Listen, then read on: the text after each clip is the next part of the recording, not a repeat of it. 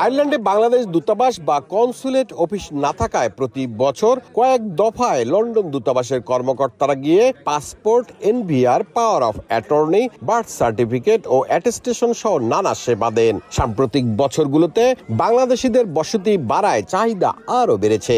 এবার গলইতে 2 দিনে প্রায় 500 আবেদন প্রক্রিয়া সম্পন্ন হয়েছে। প্রবাসীদের সমস্যা সমাধানে দূতাবাস কর্মকর্তাদের সঙ্গে কাজ করেন অল বাংলাদেশি অ্যাসোসিয়েশন ও গলই বাংলাদেশ কমিউনিটির স্বেচ্ছাসেবীরা।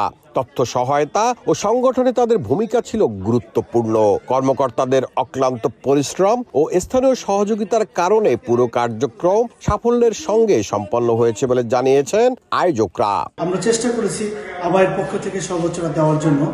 অনেক সময় দেখা যাচ্ছে আমাদের কিছু ভুল ত্রুটি হতে পারে। আশা করি আমাদের আয়ারল্যান্ডের জনগণ এটা আমাদের ক্ষমা সুন্দর দৃষ্টিতে দেখবেন। আশা রাখতেছি আমরা আগামীবারও এই পাসপোর্ট সার্জারি যদি এই কমিউনিটিতে হয় আমরা সর্বাত্মক চেষ্টা করে যাব সবাইকে হ্যাপি রাখার জন্য।